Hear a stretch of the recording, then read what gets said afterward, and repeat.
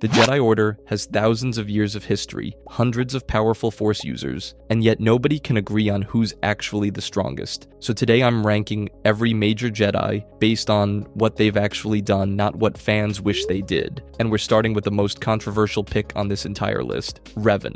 Revan is a problem, not because of power, but because of canon. Officially, Revan is a Legends character. Lucasfilm keeps sneaking references back into canon, but nothing firm enough to rank on. In Legends, Revan defied the Jedi Council, fell to the dark side, clawed back to the light, and led the Jedi against the very Sith Empire he helped build. That redemption arc literally blueprinted everything Anakin Skywalker would do thousands of years later.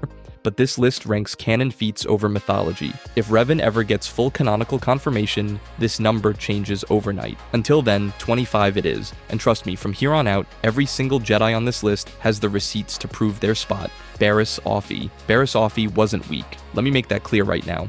This was one of the Order's most gifted healers, a prodigiously skilled Padawan who stunned Asajj Ventress in direct combat. Ventress, a notorious Jedi killer who had put down actual masters. Barriss caught her off guard and dropped her with telekinesis like it was nothing. But here's where it gets complicated. Barriss bombed the Jedi Temple, her own temple. Then she framed Ahsoka Tano for the whole thing. That single act of disillusionment cost the Order one of its most promising warriors, because Ahsoka walked away and never came back. She's ranked low, not because she lacked talent, but because the Order's own rigidity radicalized one of its best students before that talent could fully develop. Her story isn't about a power ceiling, it's about wasted potential. And if you think losing one Padawan to disillusionment is bad, wait until you see what the Order's blindness cost them on a galactic scale. Sifo Dyas. Sifo Dyas had one of the most accurate cases of precognition in the entire Jedi Order. He foresaw the Clone Wars before a single shot was fired, and he begged the Council to prepare. They called him an extremist and removed him from his seat. So he went behind their backs and secretly commissioned the entire clone army from the Kaminoans. He genuinely believed he was saving the Jedi. But that army? It became the exact weapon Palpatine used to execute Order 66. And here's the kicker. The man who saw everything coming never saw his own death coming. Count Dooku had the Pike Syndicate murder him before he could expose the conspiracy. His greatest gift built the Jedi's coffin. But Sifo Dyas is just one piece of a much larger puzzle, because the man who ordered his death has a story that's somehow even more twisted. Kelleran BEQ. Most Jedi earned their titles through politics or seniority. Kelleran Beck earned his the hard way. The sabered hand wasn't honorary. It was a reputation built on being one of the finest lightsaber combatants in the entire Jedi Order, and he proved it when it mattered most. When Order 66 hit Coruscant, Kelleran didn't run. He grabbed an infant Grogu and fought through waves of clone troopers using dual-blade Jarkai, holding an entire corridor by himself while protecting a child who couldn't even walk yet. He carved an escape route off-world while being pursued by clone cannoneers, and then he vanished. His fate is completely unknown. But here's the thing. Without Kelleran Beck, there is no Grogu. Without Grogu, there is no Mandalorian. One Jedi, about 4 minutes of screen time, and he quietly became the reason one of the biggest shows in Star Wars history exists. But if you think Kelleran's moment was brief, wait until you hear about a Jedi whose entire legacy was built on a single catastrophic decision, Jocasta Nu.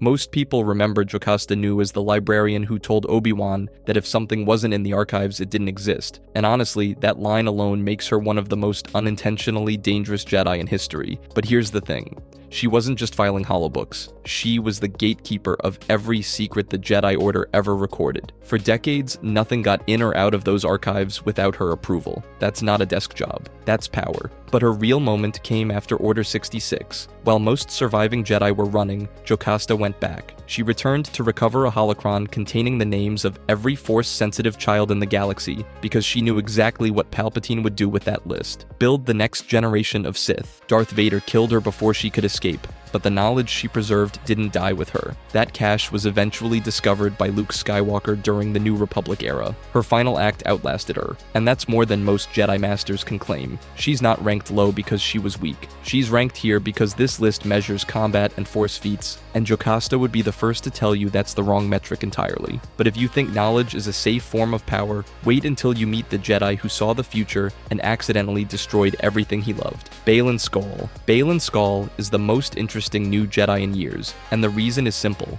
He's not trying to be one. He survived Order 66, walked away from the Jedi Order, and spent decades working as a mercenary. No temple, no code, no allegiance. But here's the thing, he kept every ounce of his Force power. That alone proves something the Jedi never wanted to admit. The Force and their rules were never as linked as they claimed. His combat style tells you everything about the man. Heavy, two-handed strikes designed to batter opponents into submission. Less elegant than most masters, but far more effective against anyone expecting traditional Jedi footwork. He fought Ahsoka Tano twice and held his own both times, but his most unsettling feat wasn't combat at all. He read Sabine Wren's memories telepathically and manipulated her into surrendering without throwing a single punch. That's a level of mental dominance most Jedi Masters never displayed. He's ranked here because we simply haven't seen his ceiling yet. Whatever he's searching for on Peridea, his story is nowhere near finished, and that ceiling is clearly very high. But if you think a rogue Jedi with no allegiance is dangerous, wait until we talk about one who actively built an army against the Republic, Cal Kestis. Cal Kestis survived Order 66 the same way a lot of us survive awkward situations. He just shut down completely. As a Padawan, he suppressed his connection to the Force so thoroughly that the Empire couldn't detect him. For years, he worked as a scrapper on Braca, dismantling old Republic ships, living a life so aggressively normal that even the Inquisitors passed him by. But here's what makes Cal genuinely interesting. His signature ability is psychometry, the power to read Force echoes imprinted on objects and locations. Touch a lightsaber, and he sees its owner's final moments. Walk through a ruin, and he relives the history buried in its walls. It's a rare skill, and it drove his entire journey through forgotten Jedi temples and some seriously dark history. Now let's be honest about where Cal lands. He's a competent Jedi Knight, skilled, resilient, resourceful, but Darth Vader ragdolled him in direct combat, and that tells you everything you need to know about the gap between Knight and Sith Lord. Cal is the everyman Jedi, and that's not an insult. It just means the galaxy's apex predators operate on a completely different level. Speaking of which, the next Jedi on our list didn't just survive the dark side, she walked away from the Order entirely. Quinlan Vos. Every organization has someone who does the dirty work they'll never publicly acknowledge. For the Jedi Order, that was Quinlan Vos. Vos shared Cal Kestis' rare psychometry ability, meaning he could touch an object and reconstruct entire histories from it.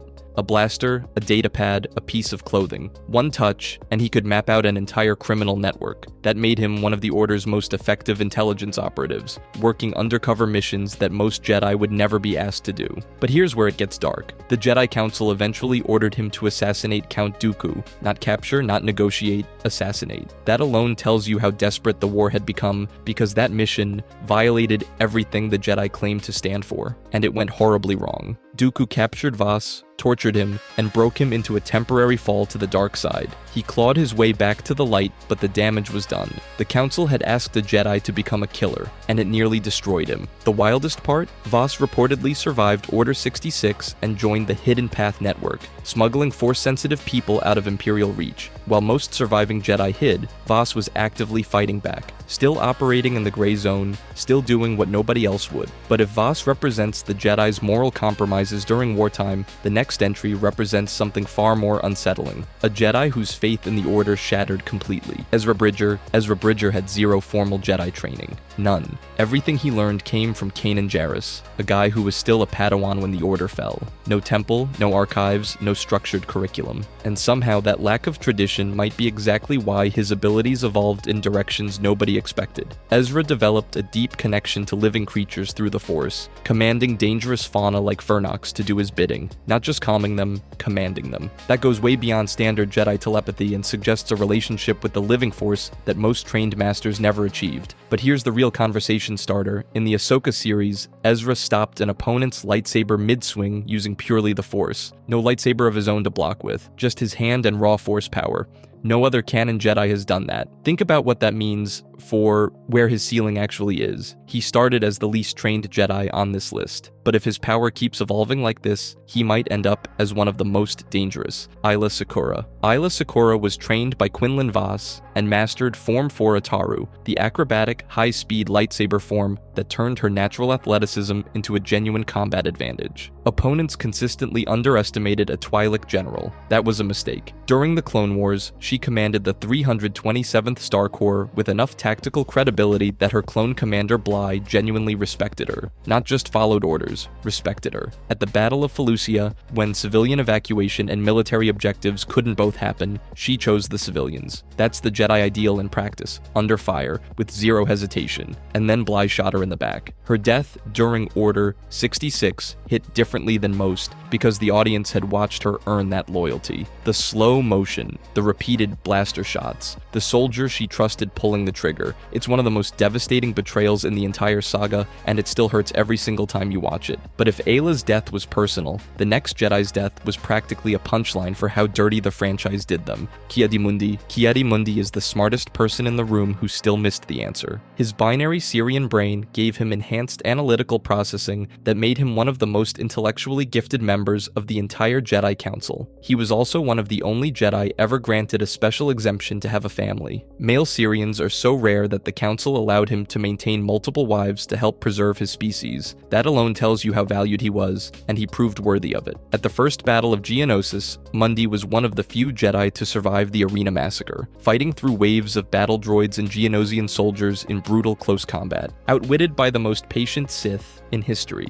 Palpatine operated right under his nose for years, and Mundi never saw it. Intelligence without intuition is just processing speed with no direction. He died on Megiddo, gunned down by his own clone troopers, and the irony still stings. The Council's sharpest thinker was one of its blindest members. But if you think one blind spot is bad, wait until we meet a Jedi whose entire legacy got defined by someone else's vision. Luminara Unduli. Most Jedi are remembered for how they lived. Luminara Unduli is remembered for what happened after she died. In life, she was exactly what the Jedi Order wanted every master to be. Her Form 3 Soresu was so refined that she fought Asajj Ventress, a woman who killed Jedi for a living, to a standstill across multiple encounters, never lost her composure, not once. When her own Padawan Barriss Offee bombed the Jedi Temple and was exposed as the traitor who nearly destroyed the Order from within, Luminara processed the betrayal without breaking. Whether that's admirable discipline or emotional suppression taken to a disturbing extreme depends entirely on your perspective. But here's where her story gets genuinely haunting. After the Empire executed her during Order 66, they didn't just kill her. They preserved her remains and used her Force signature as bait to lure surviving Jedi into a trap. Even dead, she was dangerous enough to weaponize. And decades later, her voice still reached Rey during the final confrontation with Palpatine on Exegol. That's a legacy that outlasts almost everyone on this list. Most Jedi die, and that's the end. Luminara died and became a weapon, a ghost, and a beacon all at once. Kanan Jarrus. Kanan Jarrus never wanted to be a Jedi again, and that's exactly why his story is the best one the Imperial era ever produced. Born Caleb Doom, he survived Order 66 only because his master sacrificed herself so he could run.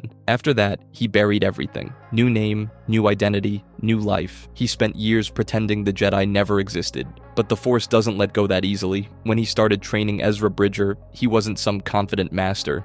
He was figuring it out as he went, teaching lessons he barely remembered himself. Then Maul blinded him on Malachor. Here's the thing.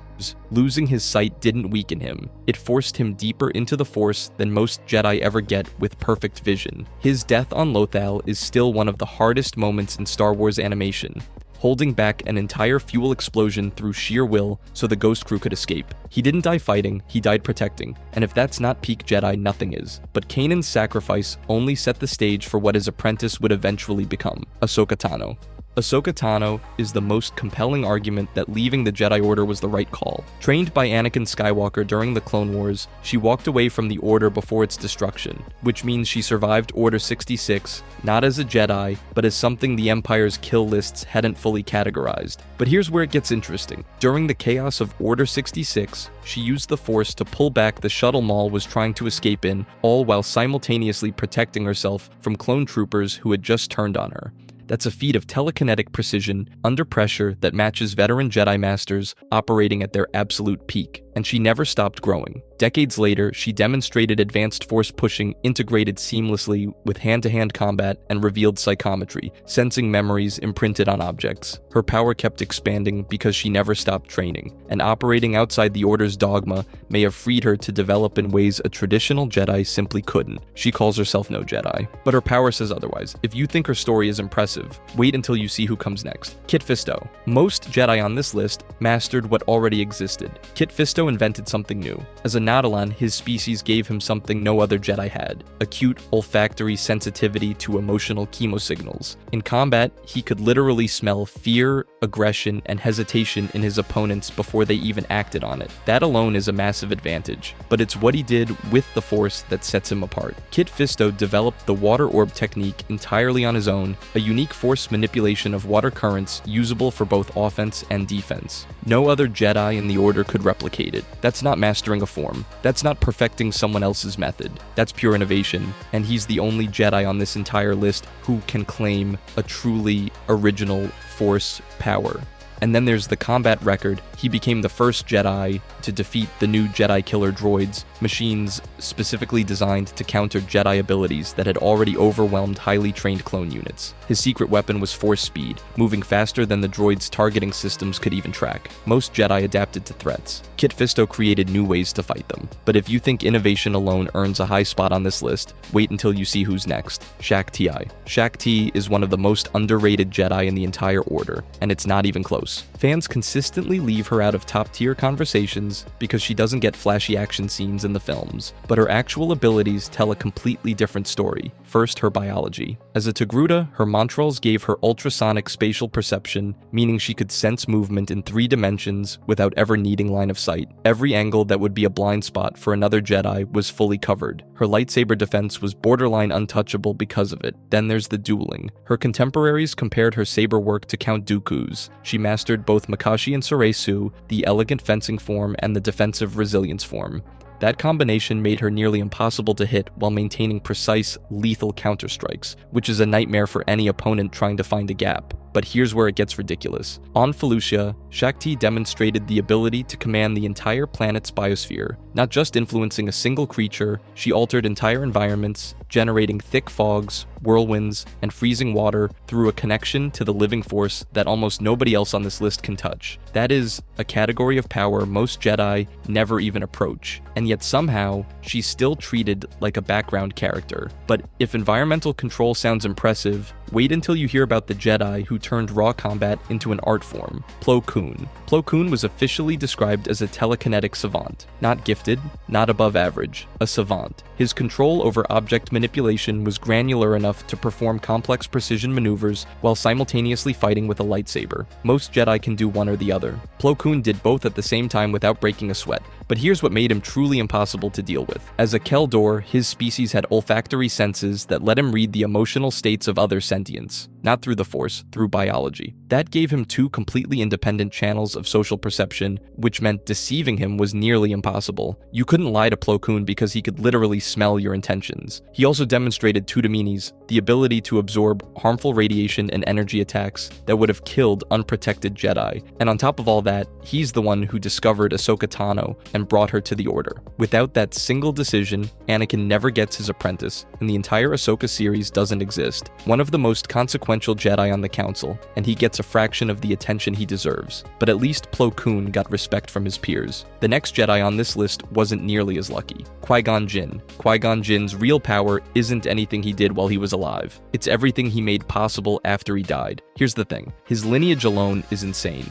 Trained by Count Dooku, went on to train Obi-Wan Kenobi. That's a single line of instruction connecting the saga's greatest villain to its most complete Jedi, and Qui-Gon is the link between them. His philosophy shaped both of them in opposite directions. In combat, he was no slouch either. He was a devoted practitioner of Form 4 Ataru, one of the most aggressive and acrobatic lightsaber styles in the Jedi Order, and experts assessed that at full strength, he could have gone blow for blow with Darth Maul. His death on Naboo wasn't about being outmatched. It was exhaustion from a prolonged 2-on-1 fight. That's it. But here's where it gets important. His deepest connection was to the living force, and that connection led him to discover something no Jedi had ever achieved: retaining consciousness after death. Force Ghost Retention. He taught that technique to Yoda, who passed it to Obi-Wan. Every single Force Ghost in the modern Jedi tradition traces directly back to Qui-Gon's discovery. That's not combat power, but it might be the most important thing any Jedi ever figured out. Rey Skywalker. This is the ranking that's going to start arguments, and honestly that's the point. Rey is the granddaughter of Emperor Palpatine. Her Force connection came preloaded with the most powerful Sith bloodline in galactic history, and it shows. She accomplished in months what most Jedi spent their entire childhood achieving. Telekinesis, mind tricks, pulling starships out of the sky. All of it came to her with almost zero formal instruction. But here's where it gets complicated. She didn't just use light side abilities. She discovered Force healing independently by studying Luke's ancient Jedi texts, reviving both animals and humans from near death. That's a restorative power that had been effectively lost to the Order for generations. And then she accidentally channeled Force lightning through pure fear and instinct. That's a power associated exclusively with the Sith. Her bloodline gave her access to the full spectrum of Force ability, light and dark, in a way that trained Jedi deliberately avoided their entire lives. Her raw potential is arguably Anakin tier. The only reason she sits below Mace, Obi-Wan, Luke, Yoda, and Anakin is time. They had decades of development, she had months. The ceiling might be higher than anyone else on this list, but the ceiling isn't the ranking, the resume is. And speaking of resumes, our next entry has one of the most impressive in Jedi history, Count Dooku.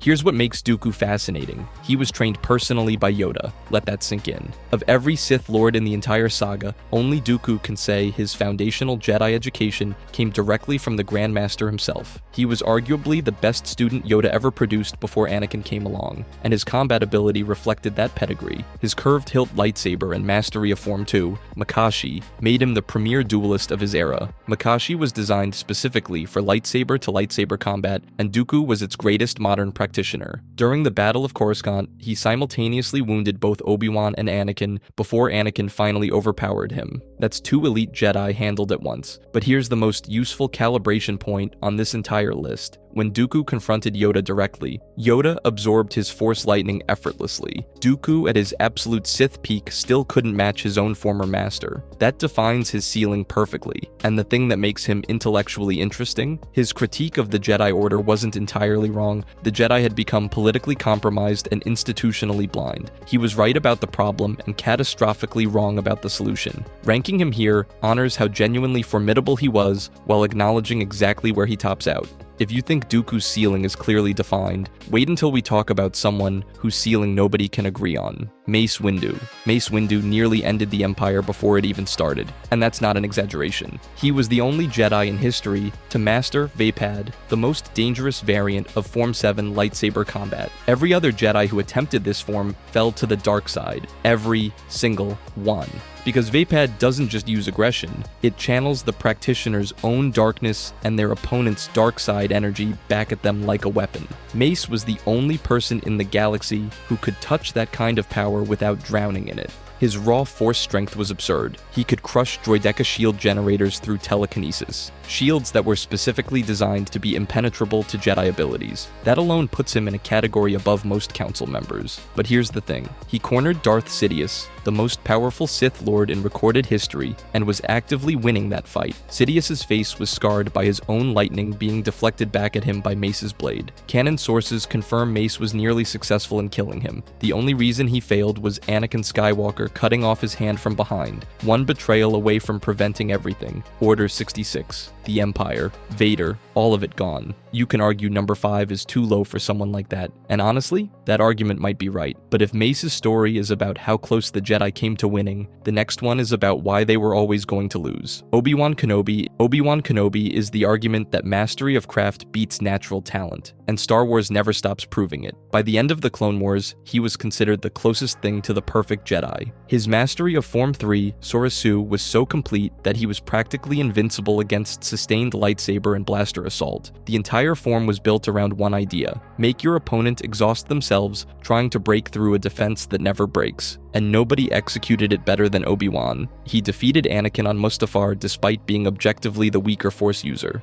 Superior positional awareness, terrain control, and the discipline to walk away at the right moment beat raw power. He then survived 2 decades of Imperial manhunts, multiple Inquisitor encounters, and one final duel with Darth Vader, only to keep guiding Luke from beyond death. But here's what puts him this high. He trained both Anakin Skywalker and Luke Skywalker. The 2 most important Jedi in galactic history both ran through Obi-Wan. His influence on the Force's ultimate outcome is second to nobody. But if Obi-Wan represents the perfect Jedi through discipline, the next entry earned that title through something else entirely: Luke Skywalker. Luke started his training as a teenager, years past the point where Jedi tradition said it was already too late. And then he compressed decades of standard Jedi development into a few years through sheer Force aptitude and instruction from literally the 2 best teachers left alive, Yoda and Obi-Wan. But here's the moment that defines Luke's power ceiling, and it's wildly underappreciated: the Force projection on Crate. Let me walk you through what he actually did. He created a near-perfect physical duplicate of himself across light years of space. Not a hologram, not a vision, a projection so convincing that Kylo Ren swung a lightsaber at it, that the entire First Order aimed every weapon they had at it. He held that projection stable long enough to buy the Resistance time to escape,